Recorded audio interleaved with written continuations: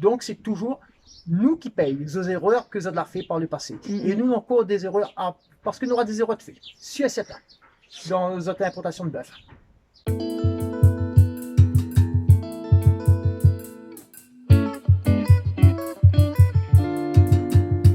Bonjour Monsieur Bègue et Laurette, est-ce que vous pourriez revenir un petit peu sur ce qui s'était passé au moment de l'affaire Le Cause bovine qui avait éclaté partout dans les médias, les manifestations qui avaient entraîné votre exclusion de la Cicalée?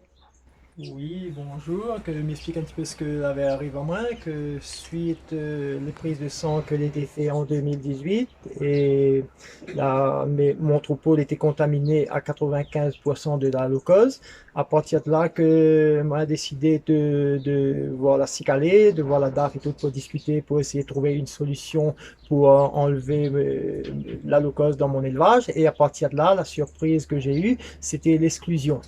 Donc, mes vidéos que un éleveur vouloir faire le sanitaire dans son élevage, comme que lui obtient résultat auprès de sa coopérative, c'est l'exclusion. D'ailleurs, le fait que vous ayez été exclu de la Cicalée, ça c'est devenu quelque part un peu un moyen de pression en interne au sein de la filière lait, parce qu'il y a beaucoup d'éleveurs qui ont peur aujourd'hui qu'il leur arrive la même chose. Oui, c'est que la SICA, ils mettent la pression dessus les éleveurs. C'est parce que si les éleveurs qui causent dessus aux problèmes, aux difficultés qu'ils rencontrent chaque jour, automatiquement que la SICA, ils suppriment azote de pas mal de choses, comme que les éleveurs sont déjà en difficulté. Donc la plupart qui vivent avec des acomptes, automatiquement que l'une a le moyen de faire la pression sur ces éleveurs en disant que si les autres n'y obéissent pas, donc automatiquement les autres n'aura plus de acompte et sera plus livré d'aliments par Yokopa. C'est mon cas que l'arrive à moi, comment été exclu, que moi t'ai plus livré d'aliments par Yokopa. Et vous pouviez plus non plus vendre le lait?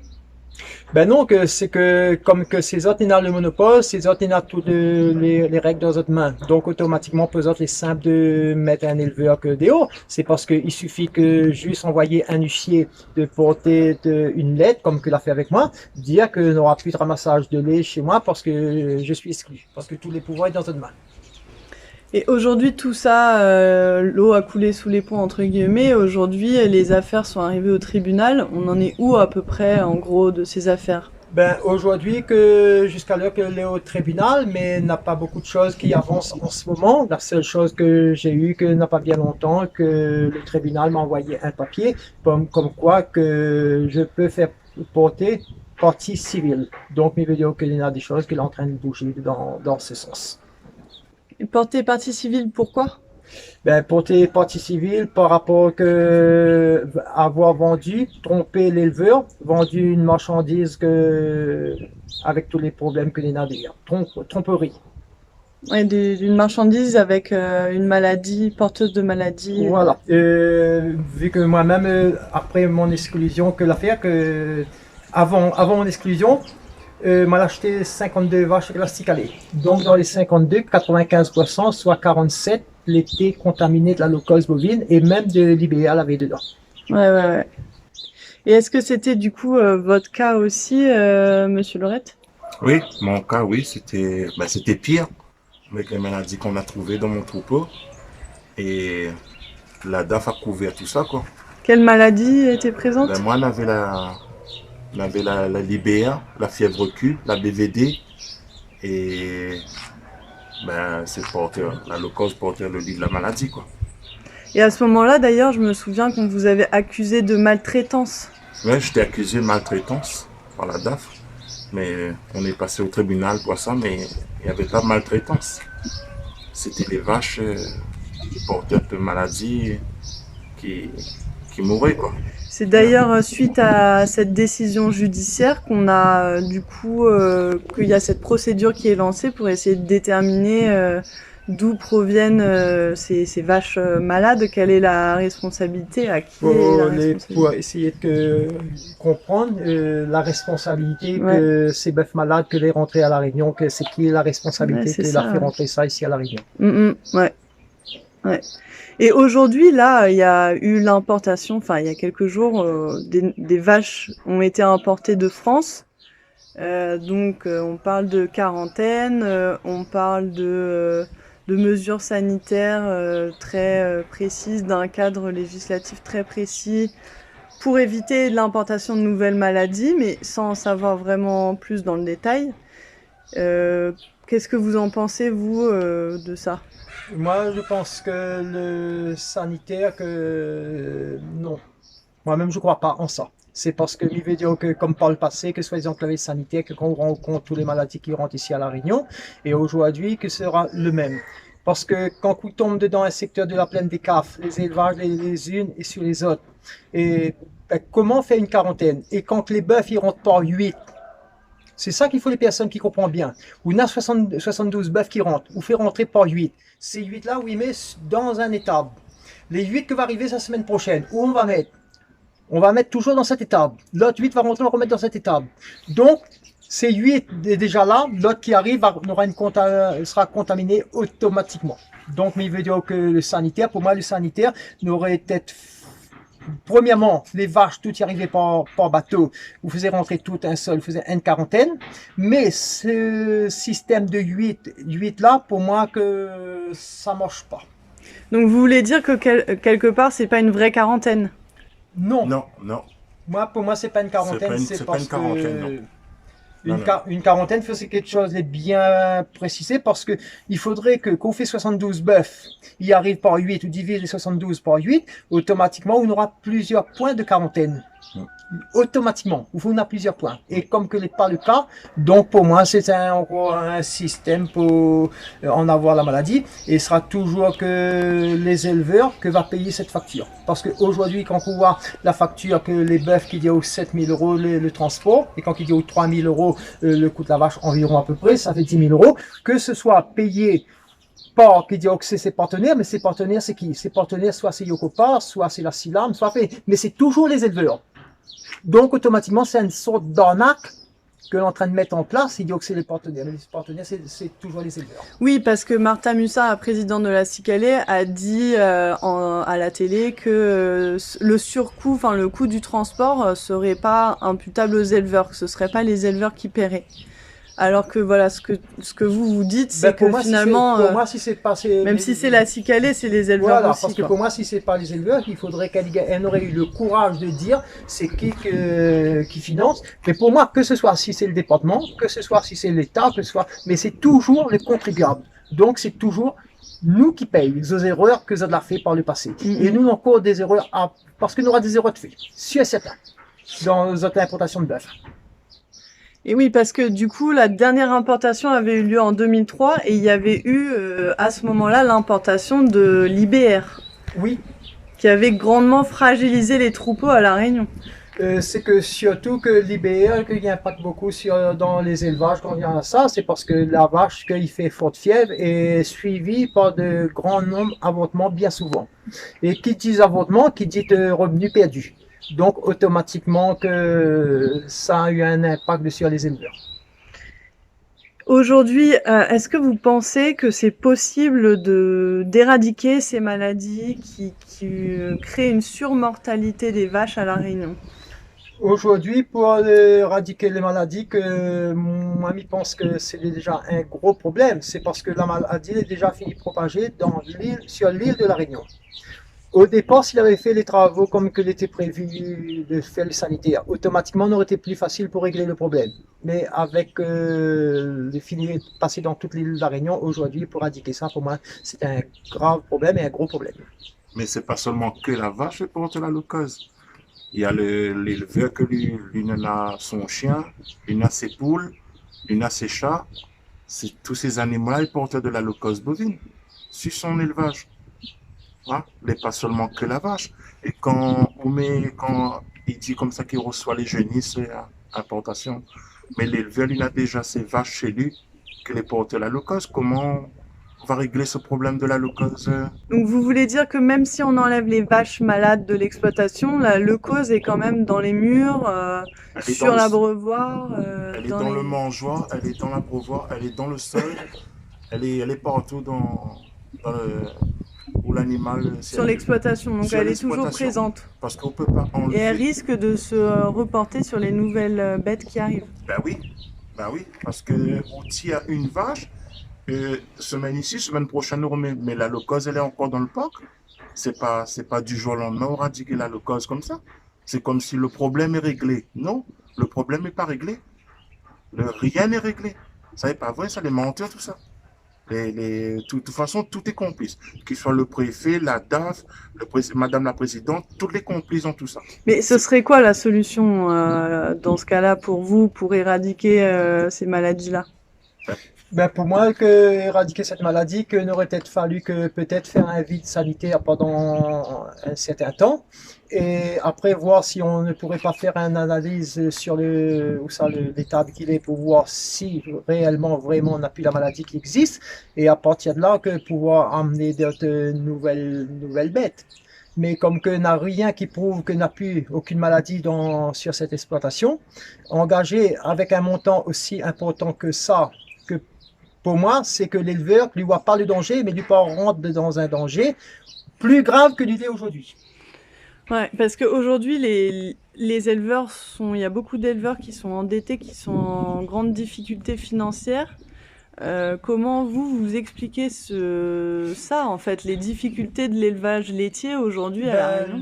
Les difficultés de l'élevage Que laitier, vous avez connu d'ailleurs en partie, puisque vous êtes parti. c'est que les élevages laitiers aujourd'hui, c'est que la réglementation européenne, ça demande à investir énormément. Donc, investir énormément sur une exploitation et le prix du lait, ça bouge pas.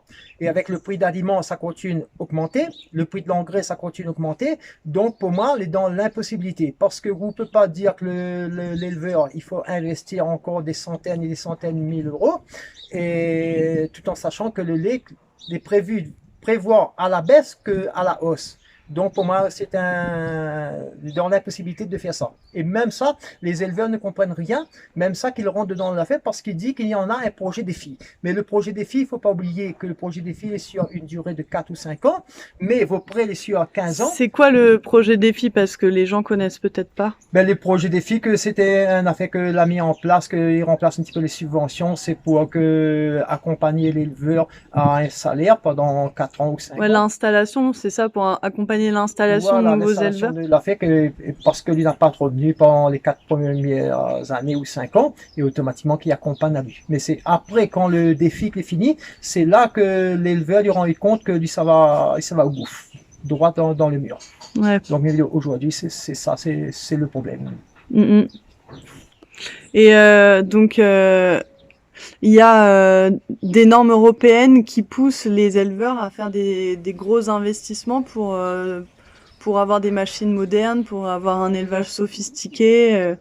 Et du coup, c'est des investissements qui sont au-delà de ce qu'ils peuvent ensuite rembourser avec la production de lait, c'est ça? Non, ben c'est que dedans le lait que l'est déjà pris à la gorge. Et aujourd'hui, qui demande à où les mises aux normes. Ben, mise aux normes que c'est impossible puisque les éleveurs sont déjà dans le rouge. Donc, s'il est déjà dans le rouge, il ne voit pas qui va financer ça auprès de la banque et comment va suivre ça. C'est un petit peu comme qu'en ce moment qui fait venir les vaches, qui dit à où que l'a fait. Ben, moi, il pose vraiment la question sur les vaches puisqu'il faut tirer tous les vaches locoses pour remplacer des vaches non locoses.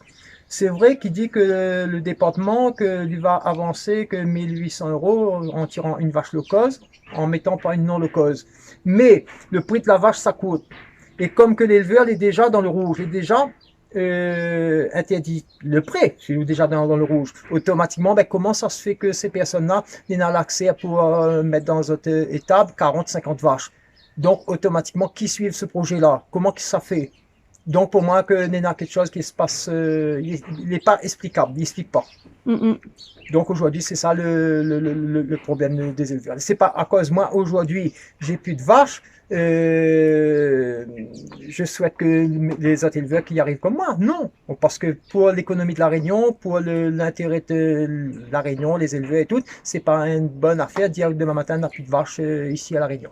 Donc, moi, je dis déjà autant de prendre les choses au sérieux et bien aller. Et quand on voit aujourd'hui, c'est les mêmes éleveurs qui ont fait rentrer par le passé les bœufs malades. Aujourd'hui, c'est les mêmes personnes à la tête de ça. Ces autres sont en train de parler de sanitaire. Si hier, vous l'avez fait des erreurs, en 2 fois, vous croyez qu'aujourd'hui, on va gagner que corriger l'erreur? Pour moi, que je ne pense pas. Régler le problème. Régler le problème, je ne pense pas. Et quand j'entends que dire que la Cicalée va fêter ses 60 ans, pour moi, c'est 60 ans de la Cicalée qui peut fêter. Pour moi, c'est une honte à la place de la présidente de la Cicalée, Martha Mussant. C'est parce que la Cicalée n'a 60 ans qui existe. 60 ans qui existe, moins de 50 éleveurs. Et aujourd'hui, on prend ça comme une réussite. Pour moi, c'est pas une réussite, c'est une honte, c'est une défaite. Parce que tout le travail que nos ancêtres que nous avons fait depuis longtemps, aujourd'hui, voir une filière aussi bas qu'elle est, n'a pas de quoi à faire la fête. Hein. C'est plutôt poser la question, pourquoi nous avons arrivé à là, et pour essayer de repartir, mais pas repartir avec 50 éleveurs qui restent, plus la moitié dans le rouge. Donc automatiquement, il ne voit pas aussi comment il peut être fier de cette filière. Et est-ce qu'il y a un risque aujourd'hui que la filière lait s'arrête à La Réunion? Ben, le risque est bien sur à nos portes. C'est parce que qu'il y a que moins de 15 millions de litres de lait, ils risquent plus en avoir les aides. Les subventions. Les subventions européennes. Et nous, les déjà à moins de 17 millions. Non, au-dessous. Donc, automatiquement, nous les bien proches à ça. Et moi, je pose à moi la question, comment qui fait que l'Europe, il peut financer un lait de low-cost? Ben oui. Donc, si que ils financent un lait de low-cost, donc il veut dire que le low-cost n'a aucun danger. Ben, s'il n'a aucun danger, ben, pourquoi vouloir tirer? Donc, c'est un monde à l'envers, il donne une explication d'un sens et de l'autre sens quand vous regardez, vous dites, ben, il y a un problème. Vous dites, moi, que la vache qui peut rentrer l'abattoir, vous dites, moi, que le lait qui peut aller la cylindre, ben, il pose la question, ben, pourquoi veut-il ça? Et la France, il veut plus de ça. Donc, il y a un faux langage dans toutes ces affaires-là. Et du coup, pour juste conclure un peu sur vous, vos situations à vous, mais aujourd'hui, vous avez arrêté l'élevage laitier, vous faites quoi? Vous êtes devenu quoi? Est-ce que vous en sortiez mieux, moins bien? Moi, ma situation aujourd'hui, que m'y fait un petit peu de maraîchage. Mais mon métier n'était pas de maraîchage, mon métier était faire du lait. Et aujourd'hui, quand je vois que ma situation, moi, je n'ai pas à plaindre, parce que mes vidéos me font des légumes et mes gagnants sont à moi. Mais seulement, il y a une rage sur moi. C'est comment que les personnes qui peuvent détruire le métier d'une personne, que depuis 24 ans qu'il fait de lait, et lui, jamais été endetté. Et pourtant, les autres ont l'air de l'endetter. Et c'est eux qui font ma déo. Donc, pour moi, il y a une rage en face de ces personnes-là, ces pauvres minables. C'est minables de la plaine des caves, ces éleveurs. Parce que les autres l'ont endetté. Moi, je ne l'ai pas endetté. Parce que moi, la cause sur la locause, c'est les autres qui rejoignent la Cicalée pour foutre à moi dehors. Moi, c'est la seule chose que m'en ai à dire. Ouais. Et du coup, vous avez quelque chose à rajouter? Ben, moi aussi, pareil. Ils vivaient bien de mon élevage. Ouais. Mais moi, j'ai été exclu avoir dénoncé la maladie, pareil. Et du coup, on avait une vie de famille pour nourrir. Et du coup, du jour au lendemain, on était Parce que ça a été vraiment violent. Enfin, pour vous, à cette époque-là, c'était assez compliqué, quoi. Oui, ben oui, du jour au lendemain, on pénalise, disons, notre famille, on pénalise les vaches, toutes nos vaches. Du jour au lendemain, on n'a plus d'aliment, on n'a plus rien. Alimentation pour les vaches, on n'a plus rien. Et du coup, ça pénale. Oui, ça, on a pris un coup, quoi. Même au niveau familial, des fois, c'est pas facile. Même. Ben non, du tout. Du tout. Aujourd'hui, on a du mal à survivre, quoi. Et aujourd'hui, vous faites quoi, du coup? Ben là, je dirais que je suis au chômage. Ok. Voilà, la Cicalée m'a mis au chômage. Vous faites plus d'agriculture, plus rien? Ben non, pour l'instant, non. D'accord. Voilà. Ok. Et est-ce que vous avez quelque chose à rajouter par rapport à tout ce qu'on a dit tout à l'heure? Ben non, pour l'instant, Ça va. ça va. Ok, bah merci beaucoup en tout cas pour vos témoignages. Je vous remercie.